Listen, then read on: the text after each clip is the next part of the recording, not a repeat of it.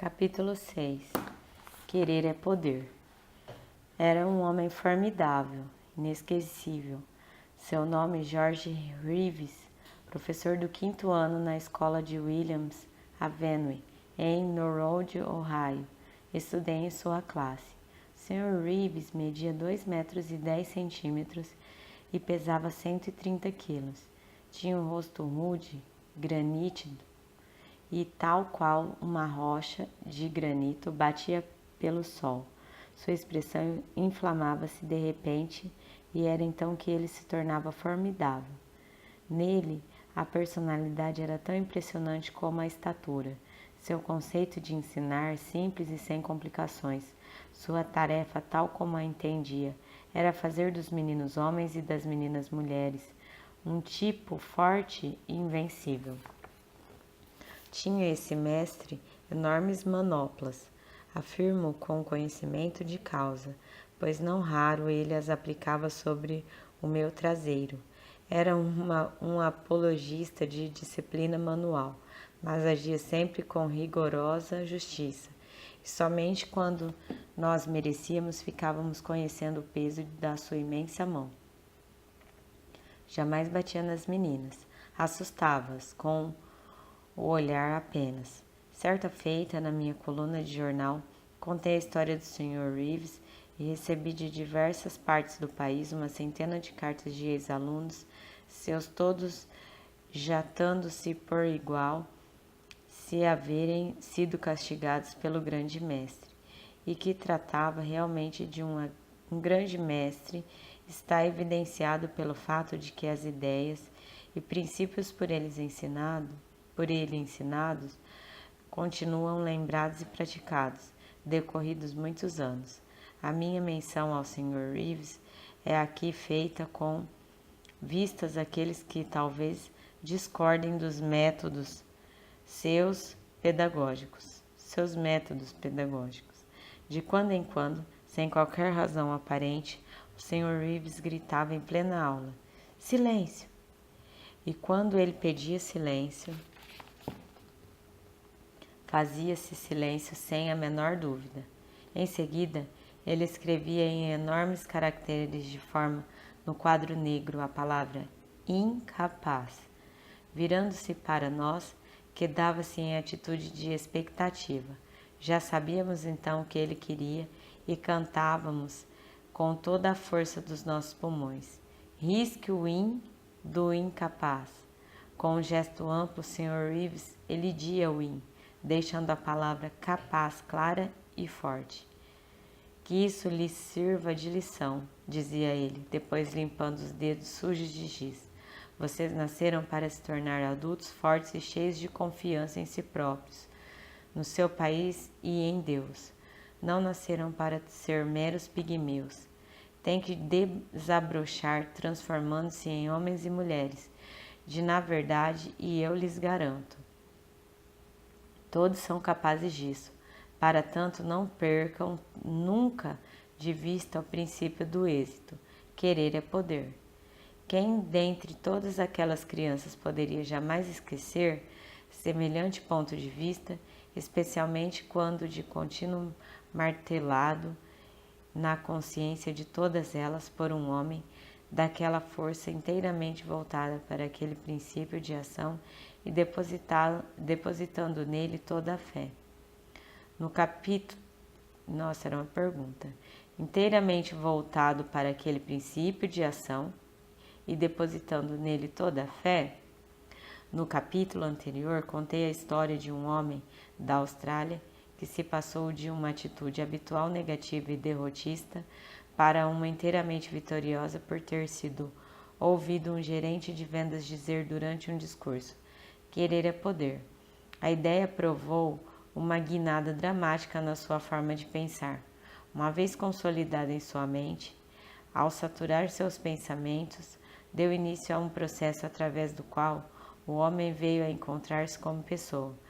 A seguir, ele se transformou num indivíduo criativo e competente.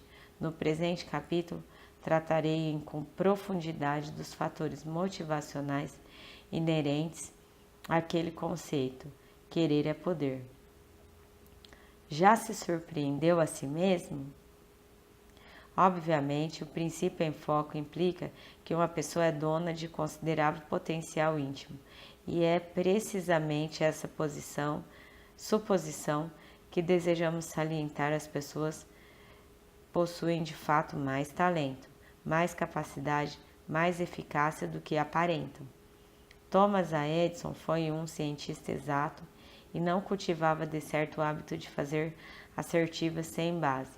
E Edison disse: se fizéssemos todas aquelas coisas de que somos capazes, nós nos surpreenderíamos a nós mesmos. À luz dessa observação, seria válido perguntar: acaso você já surpreendeu um dia consigo mesmo? Bem, querer é poder.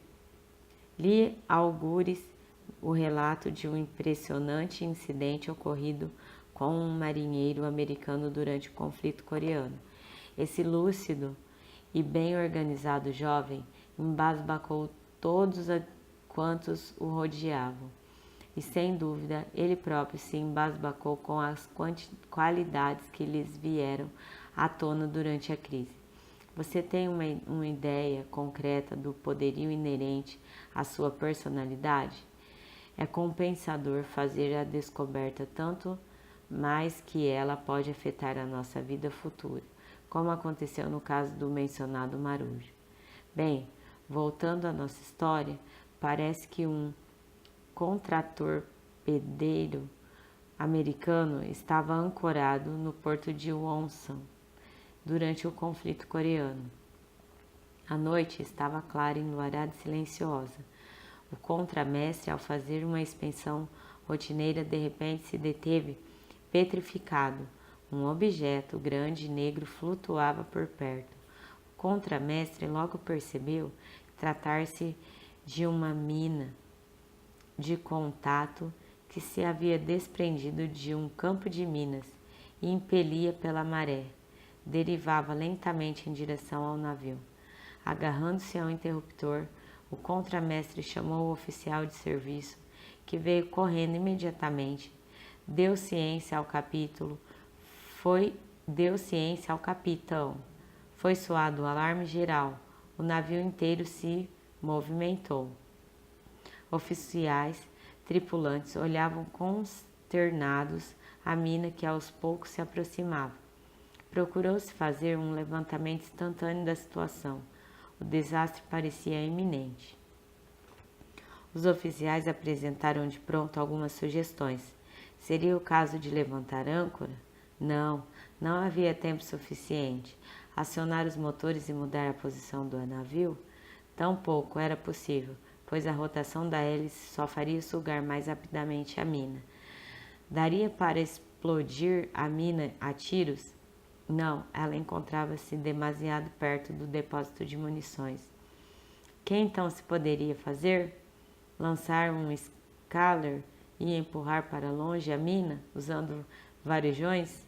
Não daria resultado, pois era uma mina de contato e não havia tempo para desmontá-la.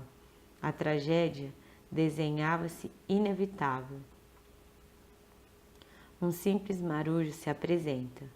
Súbito, um marinheiro qualquer adiantou-se a todos os oficiais superiores. Apanhe as mangueiras de incêndio, gritou ele. Todos obedeceram instintivamente, percebendo que se tratava de uma sugestão razoável. Criou-se no mar uma corrente entre o navio e a mina flutuante, e essa corrente carregou a mina até um ponto seguro em que foi fácil explodir ela a tiros. Um homem, e tanto, o tal marinheiro. Não era em absoluto uma pessoa comum, e no entanto o era, mas tinha em si a capacidade de raciocinar com frieza e clareza nas emergências. Capacidades como essas existem sem dúvida no nosso íntimo, talvez em maior dose em algumas pessoas do que em outras, mas a ninguém falta por inteiro um potencial criativo. Segue-se então que qualquer que seja a dificuldade ou crise, você é capaz de dominá-la. Desde que assim pense. Pensar positivamente na própria capacidade tende a liberar forças mentais positivas que produzem uma ação efetiva. Veja-se o caso do jovem estrangeiro que desejava frequentar o colégio, mas sendo vítima de complexo de inferioridade, hesitava em inscrever-se numa instituição americana de ensino. Ele temia os problemas de idioma, receando que os colegas de classe fossem caçoar dele, duvidava mesmo que pudesse concluir o curso. A ambição o motivava, mas estorvava-o uma avaliação desconfortável da própria capacidade. Recordei-me de uma frase de Rudyard Kipling e Philo ver que temos 40 milhões de razões para fracassar, mas nenhuma só desculpa. Disse-lhe que, em absoluto, ele precisava deixar-se bater por quem quer que fosse, e menos ainda por si mesmo. Disse-lhe que ele era um sujeito inteligente e capaz de tudo, desde que começasse a pensar assim. Jamais pense em fracasso, aconselhei-o. É um perigo fazê-lo, pois a mente tende sempre a completar aquilo que imagina. Ao contrário, grave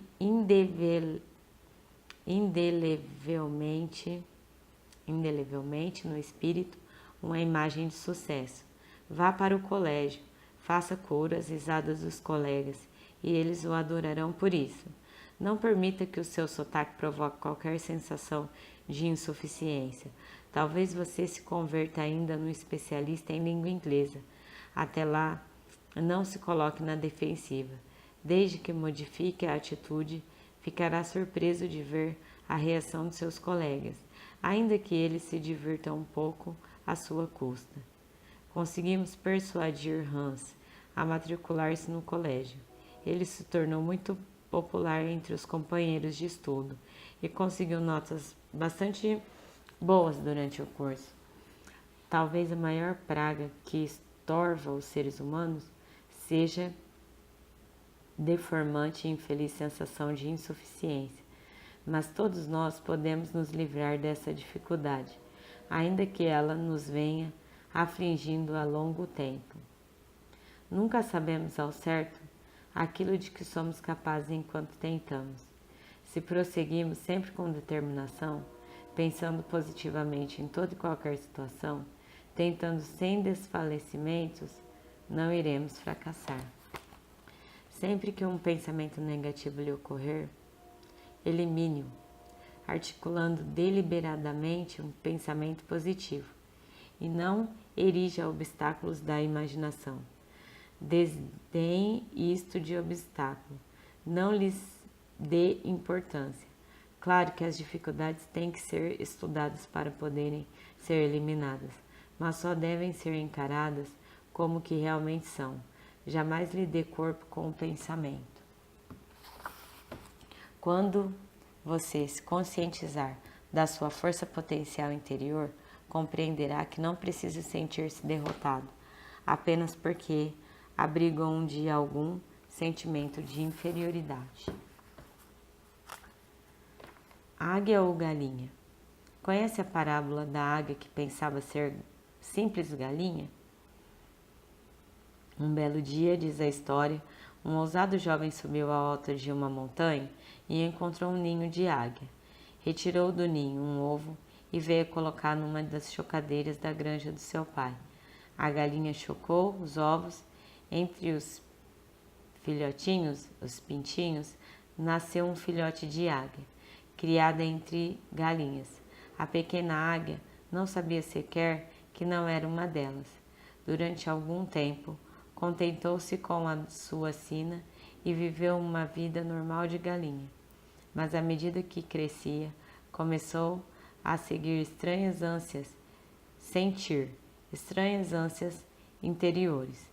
De quando em quando ocorria-lhe o pensamento: devo ser algo mais do que uma simples galinha, mas não tomou qualquer providência, até que um dia uma tremenda águia passou voando sobre o galinheiro. A pequena águia sentiu um novo vigor nas suas asas. Seu potente coração entrou a bater-lhe com mais força no peito, e observando a águia, veio-lhe o pensamento: também sou assim, não nasci para o galinheiro. Quero subir aos céus e empolerar-me no cume das montanhas. A pequena águia não tinha nunca voado, mas aninhava em si a força e o instinto. Ela distendeu as asas e alcançou a um pequeno monte.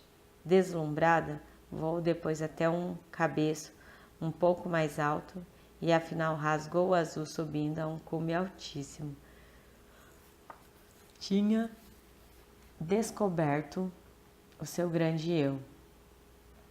Lembre-se de que ninguém é dado ser você tão eficientemente como a você próprio, mas é preciso que você descubra o seu verdadeiro eu, pois então saberá que é capaz, pois terá aprendido a achar que é.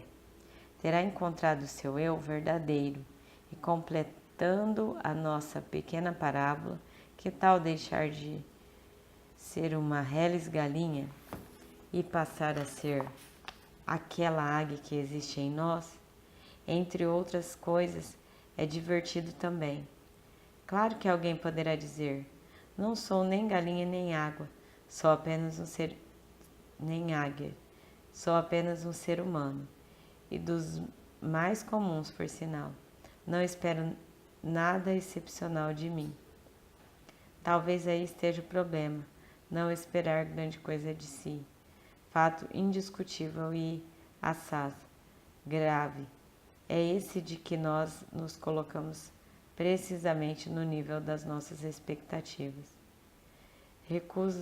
Recuse-se desde já a admitir a existência de coisas de que não é capaz. Alguns dos maiores cometimentos humanos foram perpetrados por homens e mulheres que nunca souberam de alguma coisa fora do seu alcance, e assim sendo, limitaram-se a fazer fazer grandes coisas com a maior naturalidade possível.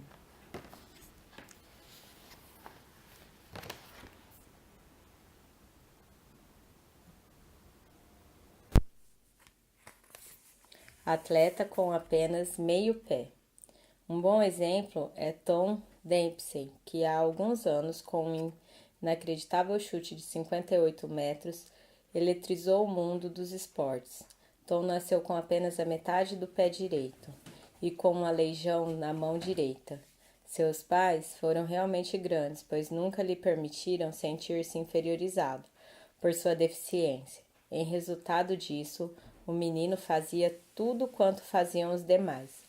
Se os escoteiros empreendiam uma marcha de 15 quilômetros, assim também fazia Tom. E por que não? Não havia nada de errado com ele. Ele era igual às outras crianças. Depois quis jogar futebol e, entre todas as coisas, nutria a ambição de desenvolver determinada habilidade. Tinha verificado ser capaz de chutar mais longe que qualquer dos companheiros. Mandou desenhar um sapato especial a fim de tirar partido dessa habilidade. Sem qualquer pensamento negativo por causa do pé e da mão deformados, Tom apresentou-se para fazer um teste de campo e ganhou um contrato com os Chargers. O treinador, com o máximo de tato, procurara dizer-lhe que ele não tinha estofo de profissional de futebol, recomendando-lhe que tentasse alguma outra coisa. Por fim, Tom apelou para os New Orleans Saints, implorando uma oportunidade. O treinador ficou indeciso, mas impressionado com a confiança própria do rapaz, empregou-o. 2 semanas depois, ficou ainda mais impressionado quando Tom Dempsey deu um chute de 50 metros, num jogo de exibição. Aquele chute vale a Tom um contrato como chutador oficial do Saints, e naquela temporada ele marcou 99 pontos para a sua equipe. Depois veio o grande momento. O estádio estava tomado por 66 mil apreciadores. A bola encontrava-se na linha de 26 metros e faltavam apenas alguns segundos para terminar a partida. A bola foi adiantada para a linha dos 40 metros. Havia tempo só para mais uma jogada. Chute, Dempsey, ordenou o treinador. Tom entrou no campo, sabendo que sua equipe se encontrava a 50 metros da linha de gol, ou seja, a 58 metros do ponto de onde teria que partir o chute. O chute mais longo até ali registrado tinha sido de autoria de Bert Richbar, dos Baltimore Colts, com 50 metros. A colocação da bola era perfeita. Dempsey apanhou-a de chapa e ela saiu direita. Mas será que atingiria o alvo? Os 66 mil espectadores prenderam a respiração. Aí o juiz de linha acenou os braços confirmando o chute. A bola tinha passado alguns centímetros sobre a barra. A equipe ganhou, 19-17. As arquibancadas endoideceram diante do mais longo chute da história. E o autor tinha sido um atleta com apenas metade de um pé e uma mão aleijada. Incrível! Gritou alguém, mas Dempsey limitou-se a sorrir. Lembrou-se de seus pais, eles sempre lhe tinham dito o que ele era capaz de fazer e não o que não era. Tom conseguiu a sua tremenda façanha porque nunca me disseram que eu não era capaz. Nunca se convença de não ser capaz de fazer isso ou aquilo. Nunca seja negativa ao ponto de afirmar que é impossível. Pense apenas que é capaz. Primeiro pense que é capaz, depois trate de tentar e tentar de novo e por fim verificará que é mesmo capaz. Lembre-se da história da águia e da galinha? Seja aquela águia que na realidade você é. Talvez lhe pareça que estejamos a exagerar a importância da ideia de que querer é poder. Talvez lhe pareça que determinadas coisas são simplesmente impossíveis. Mostrou-me a experiência que pessoas insuficientemente motivadas tendem a lançar mão dessa desculpa, como se a palavra derradeira em todas e qualquer situação fosse esta: é impossível. O princípio querer é poder é válido e viável, até mesmo nas circunstâncias mais difíceis. Por exemplo, em 22 de fevereiro de 1971, John McWheat desenvolvia uma velocidade de 150 km/h numa estrada perto de São Luís. Tendo cochilado ao volante, o carro perdeu repetidamente o rumo e acabou capotando. Nesse trágico acidente, John McWheat sofreu os maiores ferimentos que sua esposa pôde suportar e permanecer viva, segundo o Dr. Joel S. Rosen. O Sr. McWheat ficou paralisado do tórax para baixo, as mãos praticamente inutilizadas, tornou-se tetraplégico, preso a uma cadeira de rodas e todo o seu corpo ficou, por assim dizer, insensível. Dick Griffin descreveu o abismo de depressão, medo e autocomiseração que tomou conta desse homem, anteriormente vigoroso.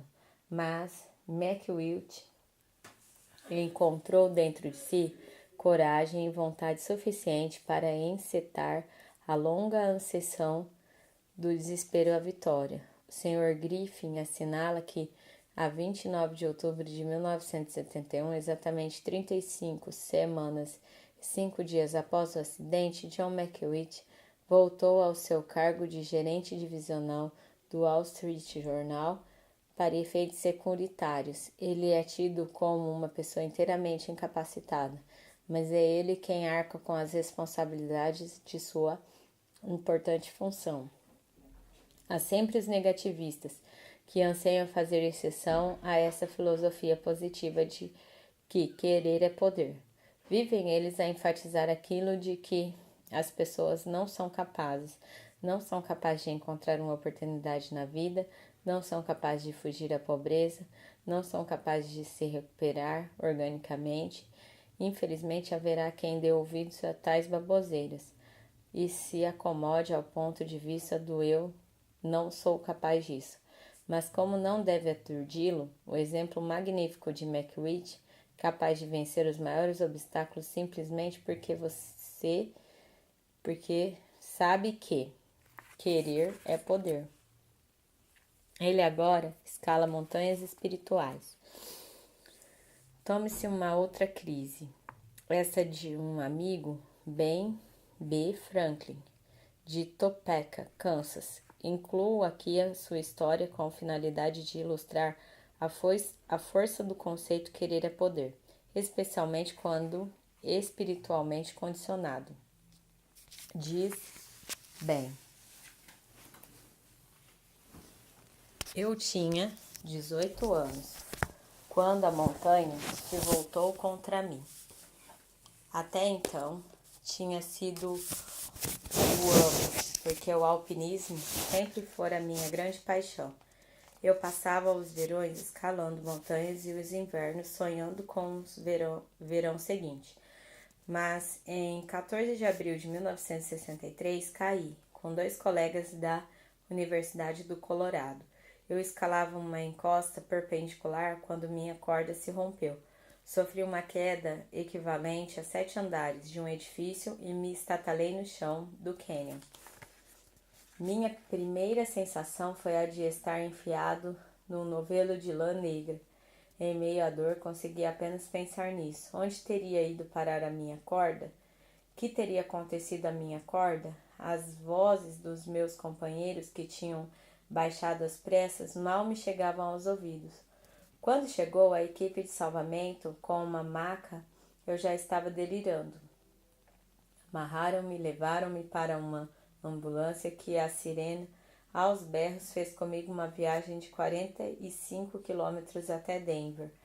Os cirurgiões trataram de reconstruir a minha despedaçada bacia e durante muitas horas trabalharam nas minhas costas, que estavam partidas em 4 pontos. Seguiram-me muitos dias de intensos cuidados. Então minha dor acalmou e tornei-me mais racional, mas começou a minha agonia espiritual.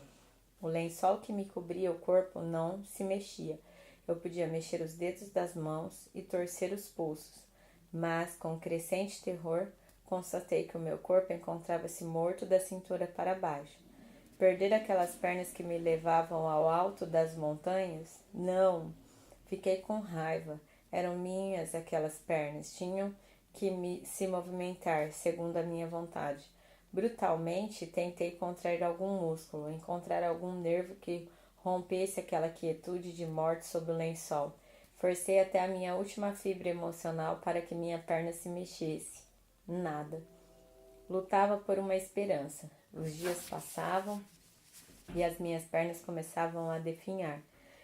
Entrei a rezar desesperadamente. Foi nessa crise de total invalidez que me entreguei a Deus.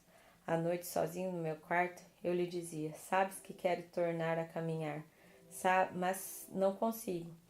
Nada mais me resta, meu Deus. Dei o máximo de mim e fiquei sabendo apenas que a minha vontade nada pode.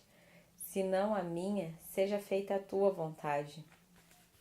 Mergulhei num sono profundo e reparador. Pela primeira vez desde o episódio da montanha, conheci a serenidade dos sonhos pacíficos. Eram tão lindos, a minha sensação de desamparo tinha sumido.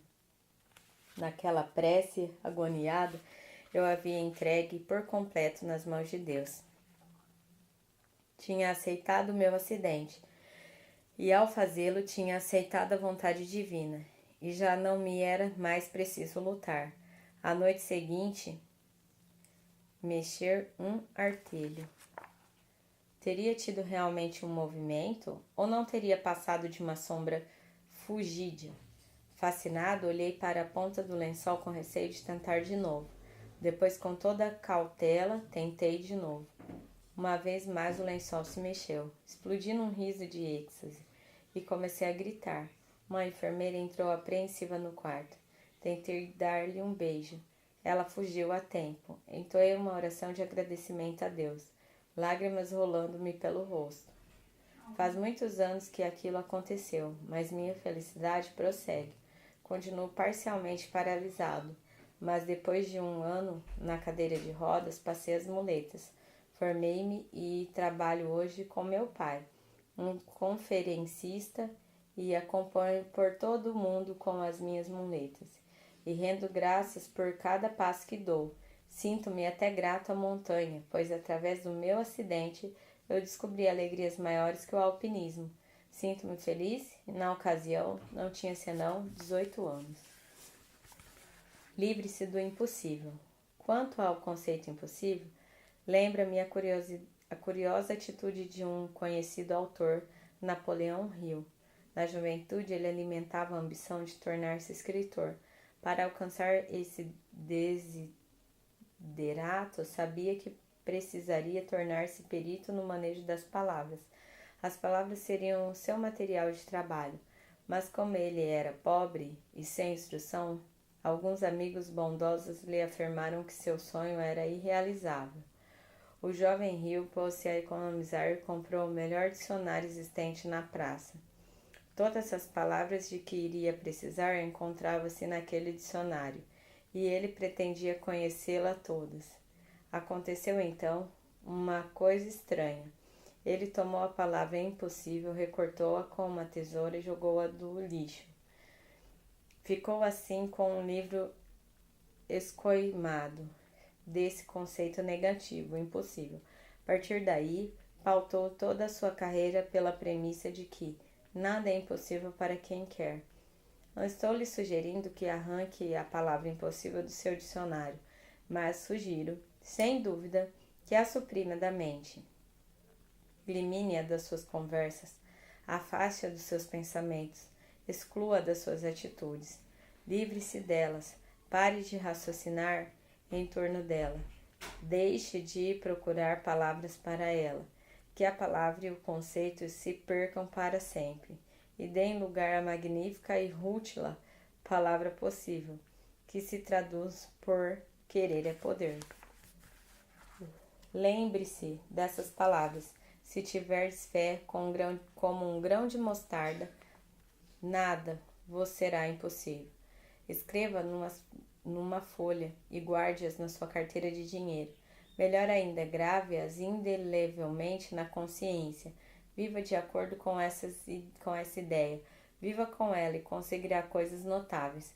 A fim de obter bons resultados, desenvolva em um salutar desrespeito pela palavra impossível. Disseque-a com espírito científico. Quando alguma coisa é considerada impossível, tem-se, na verdade, uma ignorância dos fatos. Trata-se da aceitação e divulgação de um erro.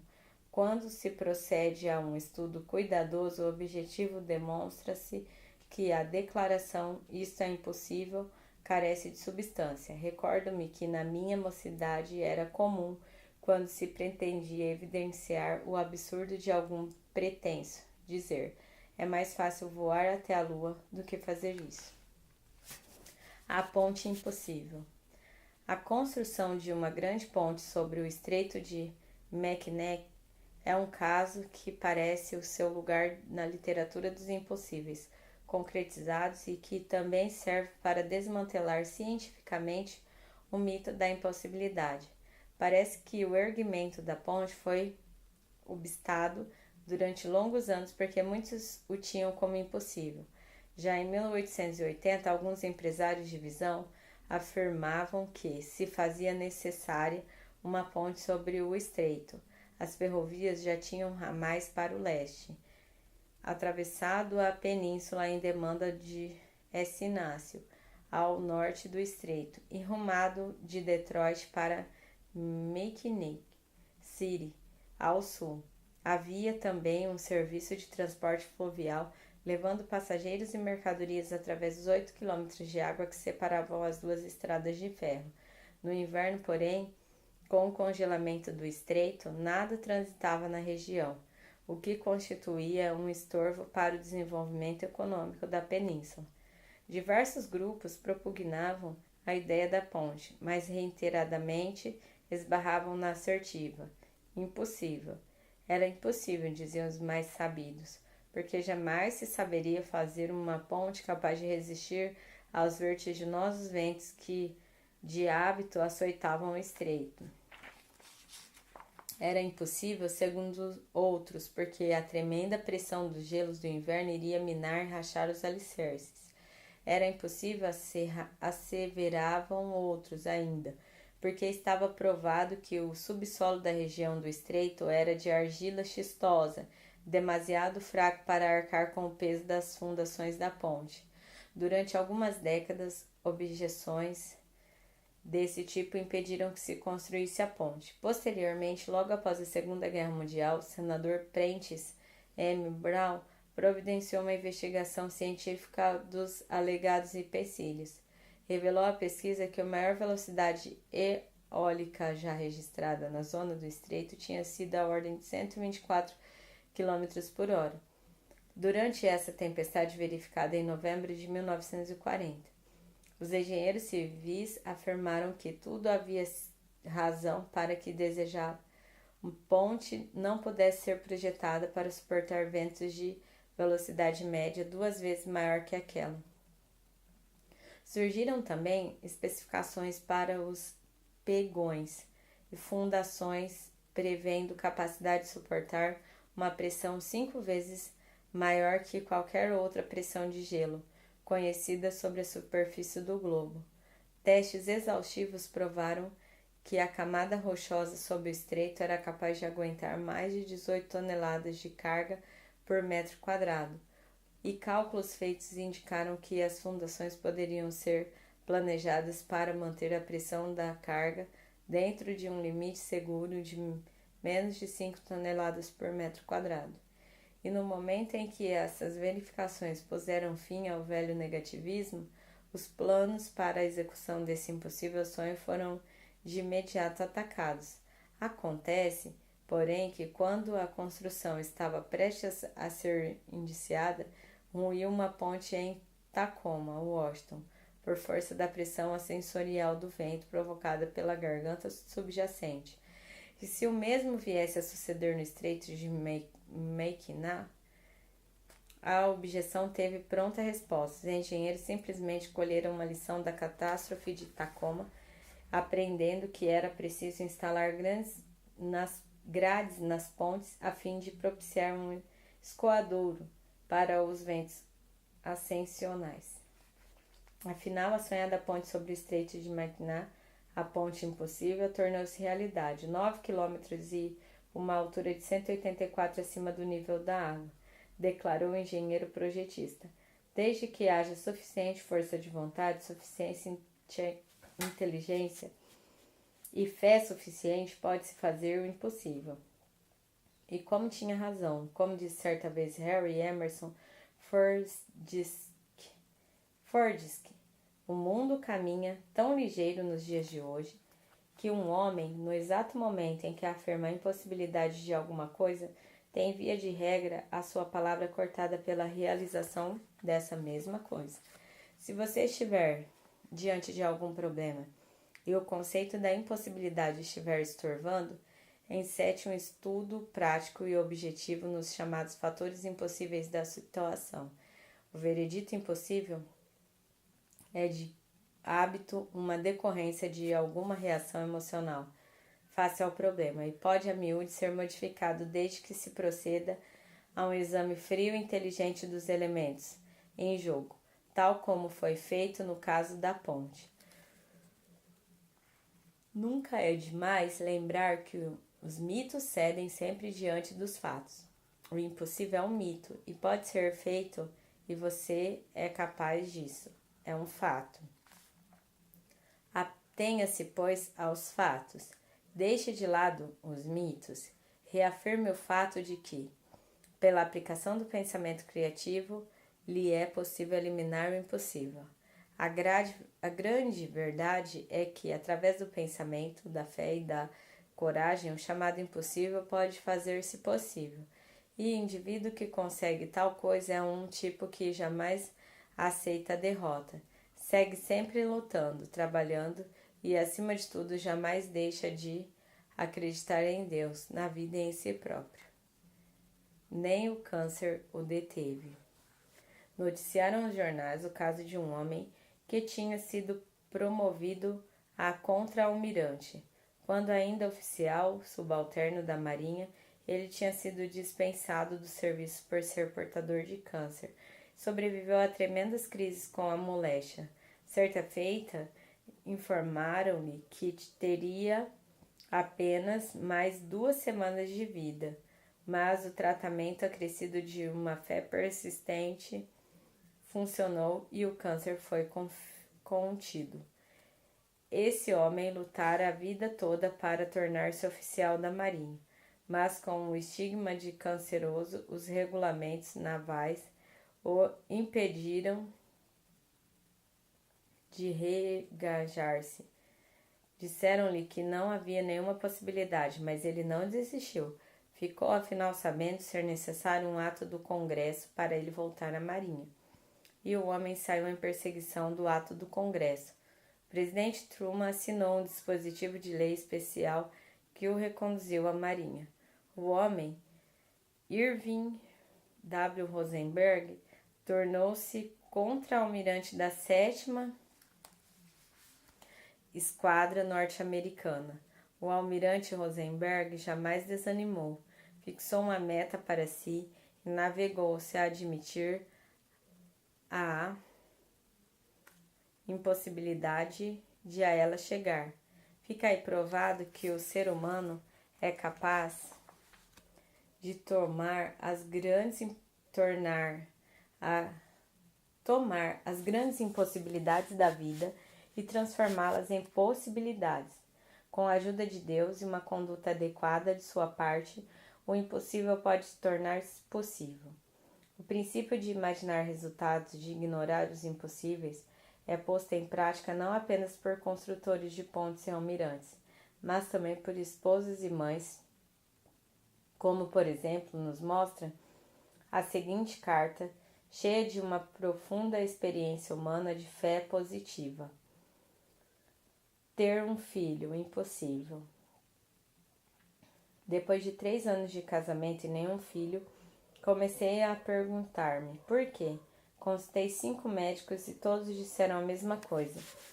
Fiquei desesperada, porque desejava muito um filho. Meu marido costumava dizer que não tinha importância, mas tinha. Todos os médicos afirmavam que, a par de um útero infantil, eu possuía também um tipo de sangue raro, grupo A, PhD, negativo, e que as mulheres com esse tipo de sangue não podem nunca conceber. Depois da minha última visita eu disse ao médico, existe apenas um que é maior que todos os 6.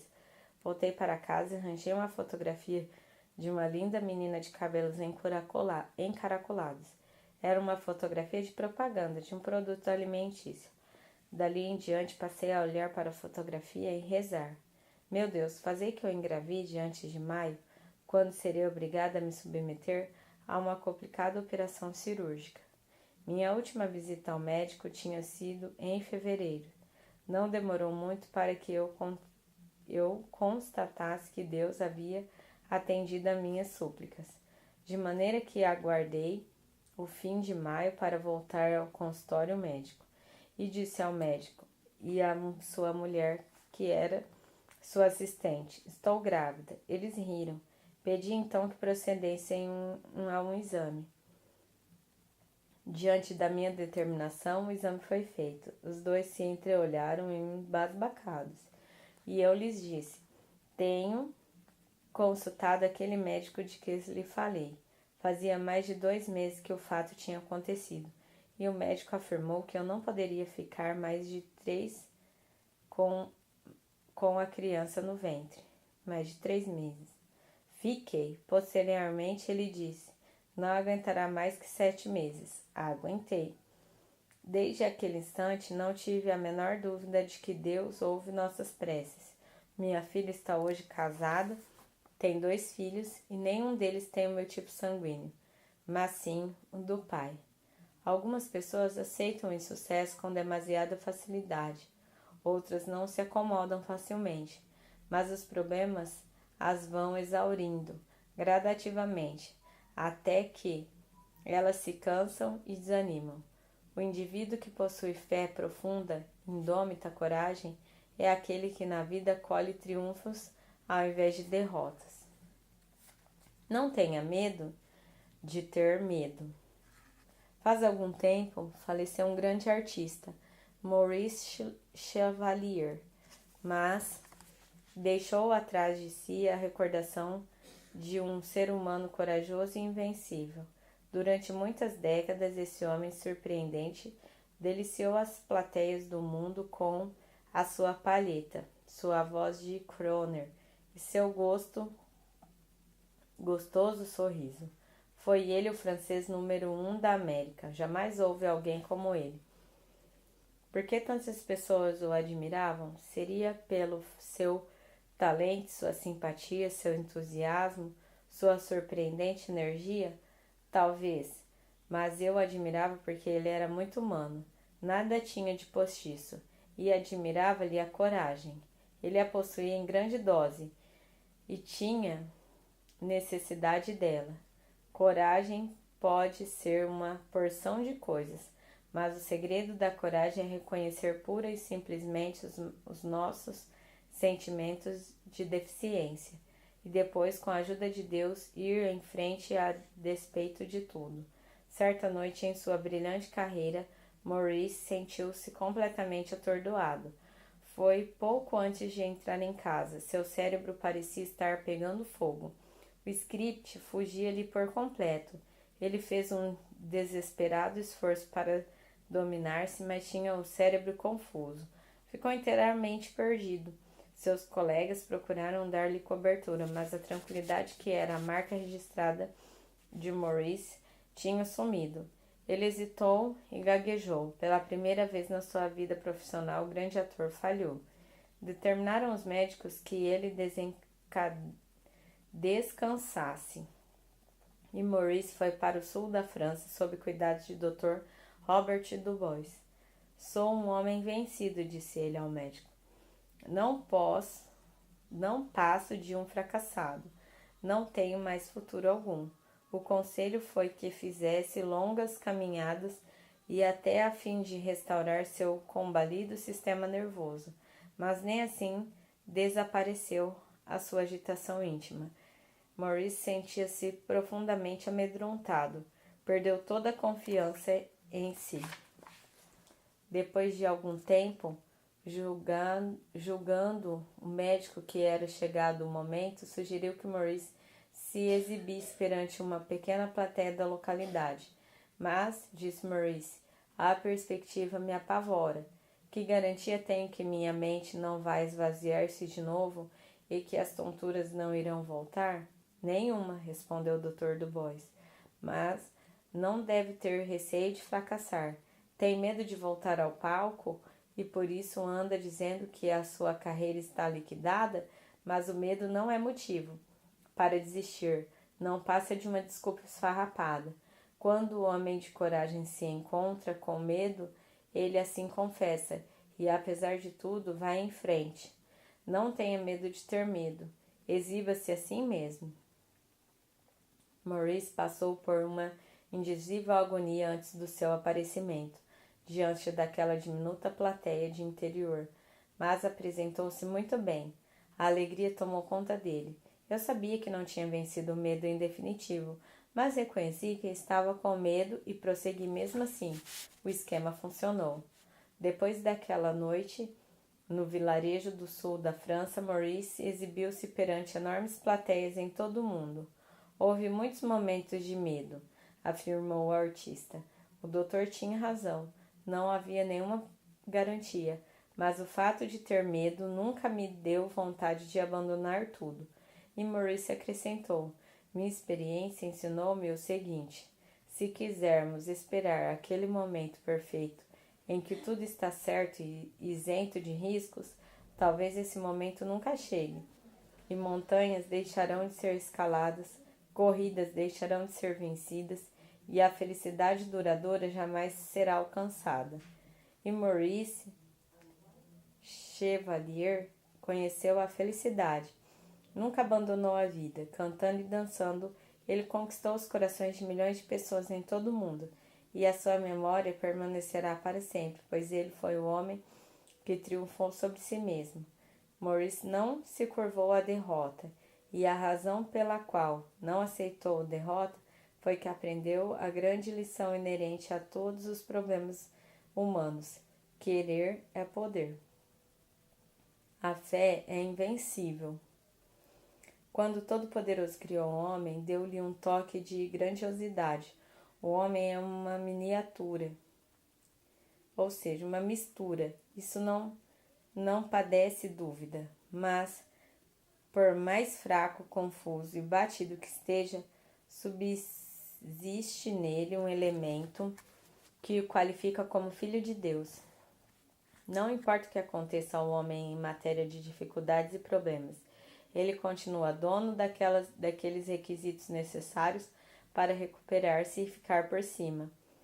Este fato foi muito bem definido por um motorista da praça que transportou-me certa tarde do aeroporto Kennedy para a cidade. Gostei dele desde o início. Agraciou-me com um largo sorriso. Entramos a conversa descuidadosamente pelo caminho. Quando paramos diante de um sinal vermelho, ele virou-se para trás e perguntou-me: "Como se chama?" Quando lhe disse, ele respondeu: "Foi o que eu pensei. Costumo ouvi-lo pelo rádio." Reconheci-lhe a voz. Depois emendou: "Prazer em conhecê-lo. Curioso ter vindo parar no meu táxi a essa altura." As palavras saíam difíceis, cautelosas e lentas. "Sabe, a minha mulher morreu. O enterro foi ontem. Fomos casados quase 30 anos. Nunca houve criatura mais meiga no mundo. Ela era um anjo. Nela só havia bondade. Gostava de todos e todos gostavam dela. Foi tão boa para mim durante todo esse tempo. Não sei como poderia viver sem ela." Procurando usar de máxima doçura, eu lhe disse: "Não creio que o senhor vá ficar realmente sem ela. Ela estará sempre pensando no senhor.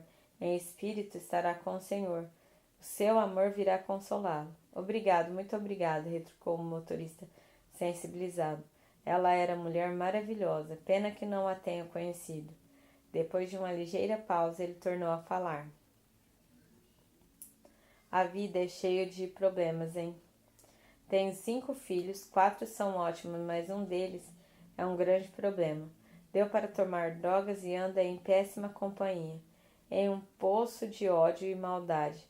Preocupo-me demais com isso. Ao que parece, nada posso fazer por ele. A pobre mãe vivia acabrunhada por sua causa. Agora tenho que ser pai e mãe para esse menino." Comecei a protestar minha solidariedade, mas o motorista interrompeu-me dizendo: "Já sei o que vai dizer. Com a ajuda de Deus, o problema será resolvido, não se preocupe comigo, estou bem." Em seguida, fez uma tremenda declaração, prenhe da mais pungante veracidade: "Podemos ser maiores do que qualquer coisa que nos conheça." Que tremenda verdade! Esse motorista de praça era uma personalidade forte e sabia que o homem de fé é invencível,